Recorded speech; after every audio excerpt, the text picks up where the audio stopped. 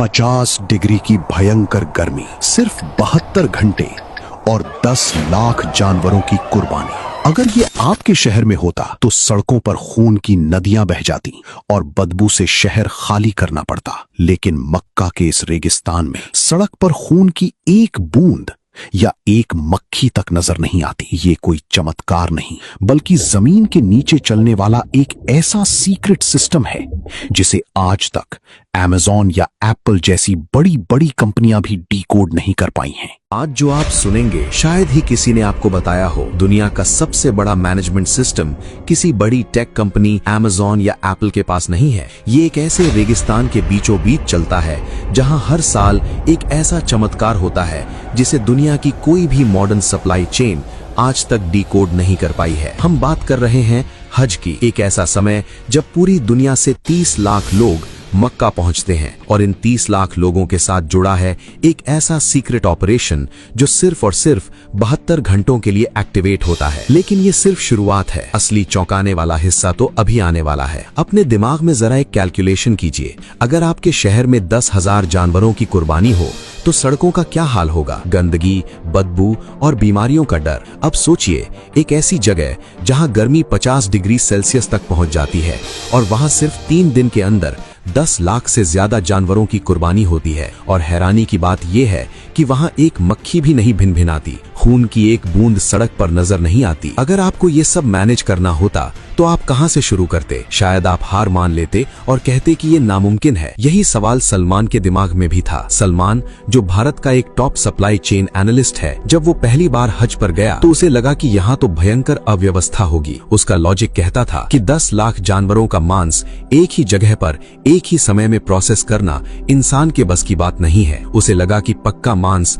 सड़कों पर सड़ जाएगा। अपनी इसी जिज्ञासा को शांत करने के लिए उसने अपनी जान पहचान और कुछ स्पेशल परमिट्स का इस्तेमाल करके उस इलाके में एंट्री ली जहां आम हाजियों का जाना सख्त मना है। और जो उसने वहां देखा उसने उसके होश उड़ा दिए। पर हमेशा से ऐसा नहीं था। एक वक्त था जब हज के दौरान मिना की घाटी किसी बुरे सपने से कम नहीं होती थी। 80 के दशक तक हाजी अपनी कुर्बानी खुद करते थे। लाखों जानवर खुले में काटे जाते थे। नतीजा, सड़कों पर मांस के पहाड़ लग जाते थे, बीमारियां फैलने लगती थीं, बदबू इतनी भयंकर होती थी कि सांस लेना मुश्किल हो जाता था। हालात इतने खराब हो जाते थे कि एक वक्त ऐसा भी था जब लाखों किलो गोश्त को जमीन में दफन करना पड़ता था, क्योंकि इतनी भयंकर गर्मी में उसे बचाने का कोई तरीका ही नहीं था। सऊदी सरकार के सामने एक नामुमकिन चुनौती थी। तो आपको क्या लगता है, इस समस्या को सुलझाने के लिए उन्होंने क्या किया? सन 1983 में सऊदी सरकार और इस्लामिक डेवलपमेंट बैंक ने मिलकर इस संकट का स्थायी हल निकाला।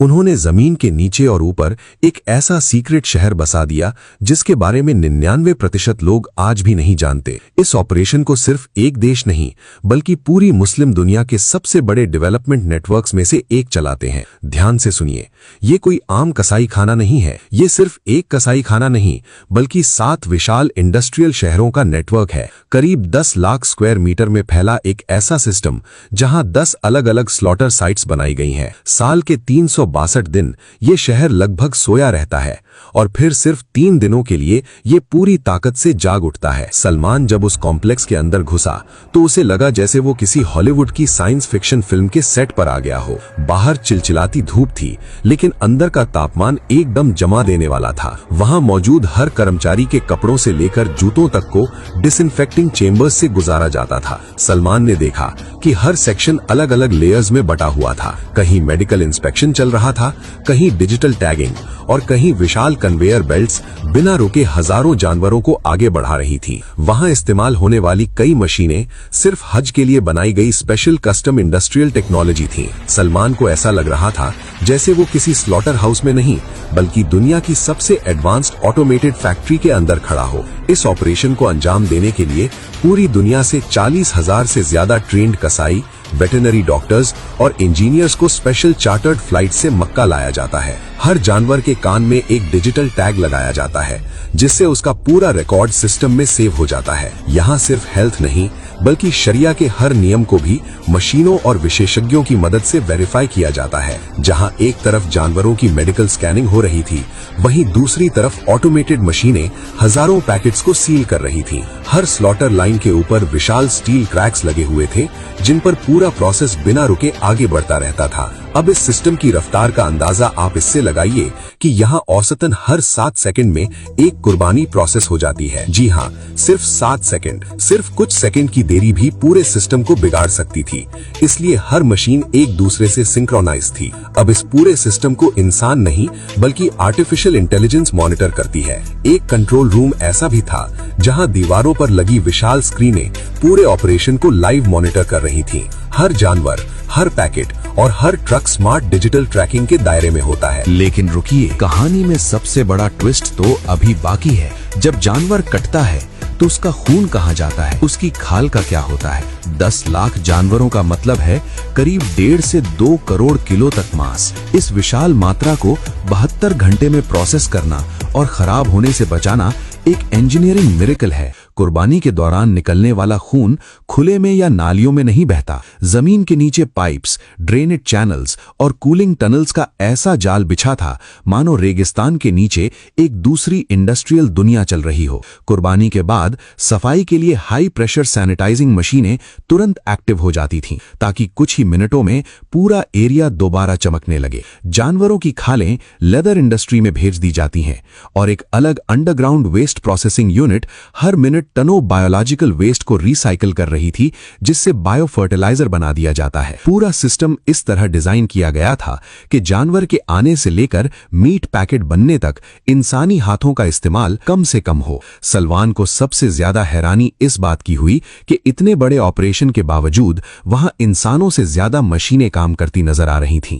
जैसे ही गोश्त तैयार होता है, बड़ी बड़ी ऑटोमेटेड मशीनें उसे काटती हैं। सलमान ने देखा कि कुछ मशीनें इतनी तेज थीं कि इंसानी आंख उनके ब्लेड्स की मूवमेंट तक नहीं देख पा रही थी। इतनी विशाल मात्रा में मांस को खराब होने से बचाने के लिए इंडस्ट्रियल वैक्यूम पैकिंग मशीनें लगातार 24 घंटे काम करती रहती थीं। कुछ जगहों पर रोबोटिक आर्म्स गोश्त को कन्वेयर बेल्ट से उठाकर सीधे फ्रीजिंग सेक्शंस में डाल रहे थे। इन फ्रीजर्स की क्षमता इतनी विशाल है कि इनमें 7 लाख जानवरों का गोश्त एक साथ स्टोर किया जा सकता है। हजारों टन बर्फ और कूलिंग गैस पाइपलाइंस इस पूरे सिस्टम को लगातार ठंडा रखती थीं। एक सेक्शन ऐसा भी था जहां सिर्फ तापमान मॉनिटर करने वाली मशीनें लगी थीं, क्योंकि तापमान में हल्की सी गलती भी करोड़ों किलो गोश्त को खराब कर सकती थी। हर फ्रीजिंग चेंबर के बाहर डिजिटल स्क्रीनें लगी थीं, जिन पर अंदर का टेम्परेचर और स्टोरेज डेटा हर सेकंड अपडेट हो रहा था।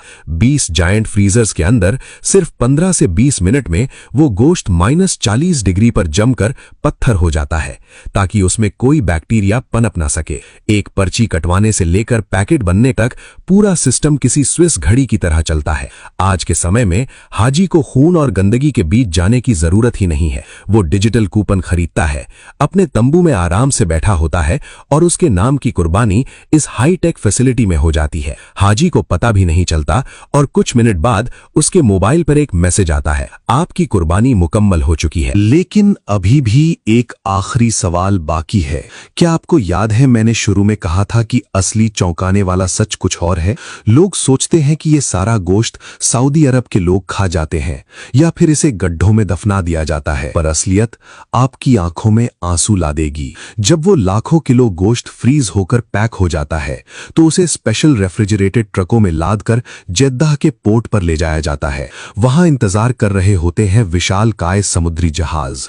मक्का में की गई कुर्बानी महीनों बाद फिलिस्तीन के किसी रेफ्यूजी कैंप में बैठे बच्चे की भूख मिटाती है। ये गोश्त सीरिया, सूडान, सोमालिया और यहां तक कि बांग्लादेश और अफ्रीकी देशों के गरीब गांवों तक भेजा जाता है।